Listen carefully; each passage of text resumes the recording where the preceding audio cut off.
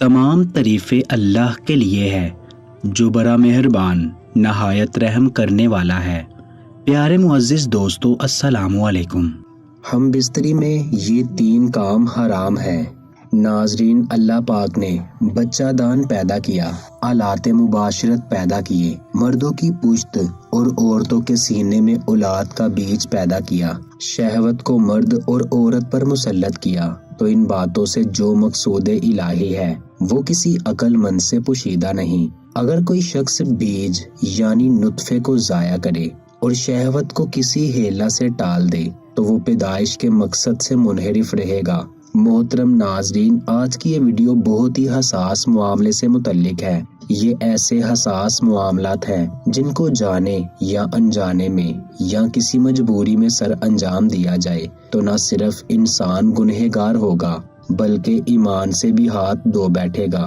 میاں بیوی کے تعلقات میں کچھ ایسے ایمان ہیں جن کو ہم معمولی سمجھتے ہیں، جو شریعت میں سنگین جرم ہے۔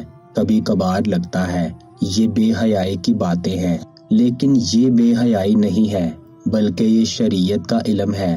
ہاں، اگر ہم اس طرح کی باتیں اپنی خواہش کے مطابق کریں تو پھر یہ بے حیائی ہے۔ پہلا گناہ جس کو میں بیوی کے تعلقات میں معمولی سمجھا جاتا ہے وہ یہ ہے کہ بیوی کا اپنے شوہر کو ہم بستری سے انکار کر دینا، اپنے شوہر کو اپنے نزدیک آنے سے انکار کر دینا۔ رسول اللہ صلی اللہ علیہ وآلہ وسلم نے فرمایا، جب شوہر اپنی بیوی کو ہم بستری کے لیے بلائے تو عورت پر واجب ہے کہ وہ فوراً اپنے شوہر کی بات مان لے، ماں سوائے شرعی عذر کے۔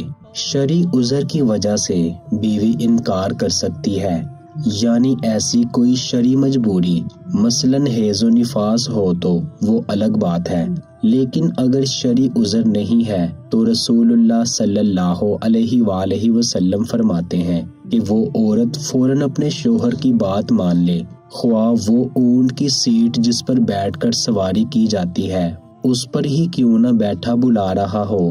اس معاملے کو خواتین جو بیویاں ہیں اپنے شوہر کو حق دینا چاہتی ہیں وہ اس بات کو مد نظر رکھیں کہ جب اس معاملے میں کوتاہی ہوتی ہے تو انسان دوسری جگہ اپنی خواہش پوری کرنے جاتا ہے اور یہ بات بیوی برداشت نہیں کر سکتی۔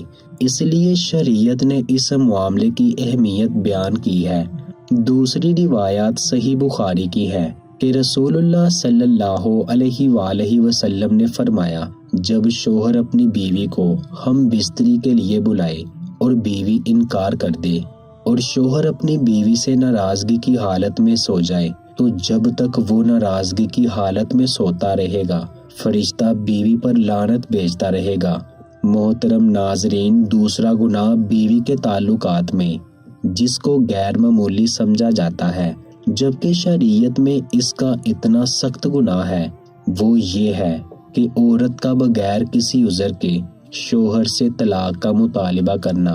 رسول اللہ صلی اللہ علیہ وآلہ وسلم نے فرمایا، بغیر عذر کے لیے خلا لینے والیاں اور اپنے شوہر سے چھٹکارا حاصل کرنے والیاں، گھر اجارنے والیاں اس امت کی منافق ہیں۔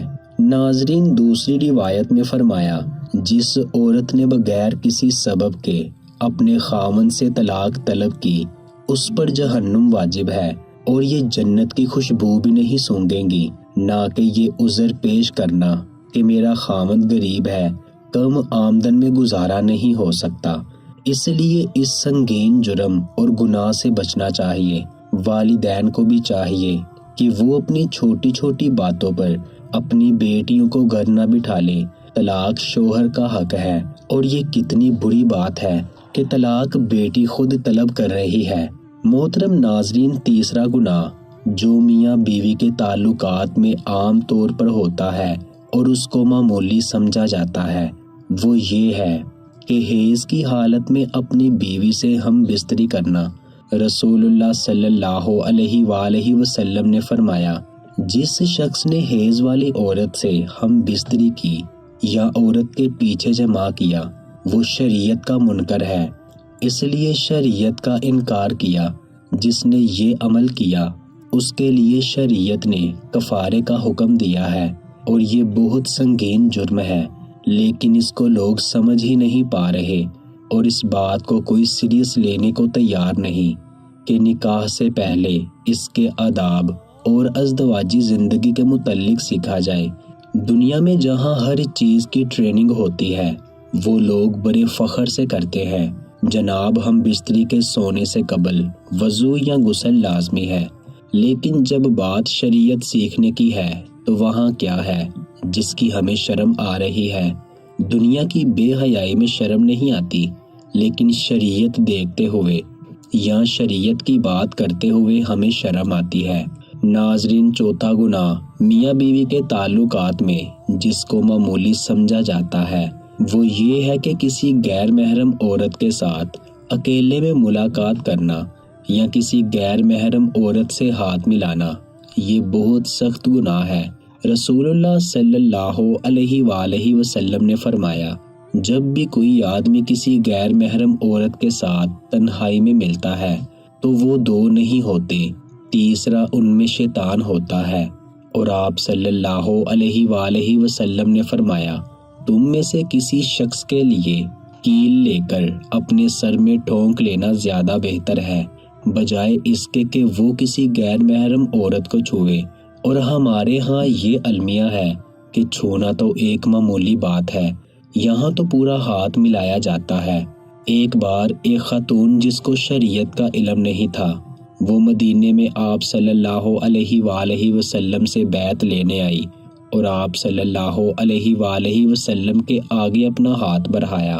آپ صلی اللہ علیہ وآلہ وسلم نے فوراً ہاتھ پیچھے کر لیا اور فرمایا، محمد صلی اللہ علیہ وآلہ وسلم کسی عورت کے ننگے ہاتھوں کو دیکھنا بھی پسند نہیں کرتے۔ آپ صلی اللہ علیہ وآلہ وسلم نے اپنا چہرہ مبارک پھیر لیا۔ حضرت مخمر رضی اللہ تعالی عنہ فرماتے ہیں، میں نے عرض کیا، یا رسول اللہ صلی اللہ علیہ وآلہ وسلم، میں کئی مہینے پانی والے علاقے سے بہت دور رہتا ہوں، جبکہ میری بیوی میرے ہمراہ ہوتی ہے، کیا میں اس سے ہم بستری کر سکتا ہوں؟ آپ صلی اللہ علیہ وآلہ وسلم نے فرمایا، جی ہاں، اگرچہ تم 30 سال پانی سے دور رہو تب بھی ہم بستری کر سکتے ہو، اور غسل کے لیے تیمم کر لیا کرو۔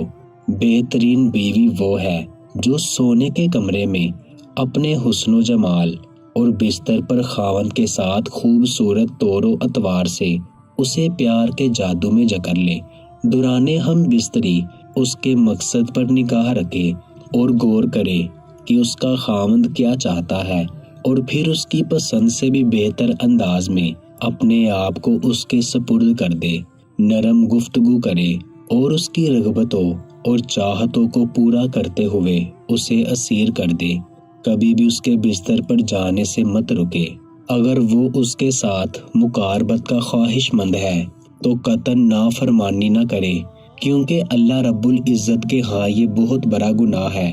اللہ تعالی ہم سب کو شریعت کے مطابق ہم بستری کرنے کی توفیق عطا فرمائے اور شریعت کے مطابق زندگی گزارنے اور اس پر عمل کرنے کی توفیق عطا فرمائے، آمین یا رب العالمین۔ دوستو، اگر ویڈیو اچھی لگی ہے تو ویڈیو کو لائک اور شیئر ضرور کیجیے، اور آپ ہمارے چینل اردو گھر کو بھی ضرور سبسکرائب کریں اور ساتھ لگے بیل آئیکن کو بھی پریس کر دیں۔ انشاءاللہ ملتے ہیں اگلی ویڈیو میں۔ اللہ نگہبان۔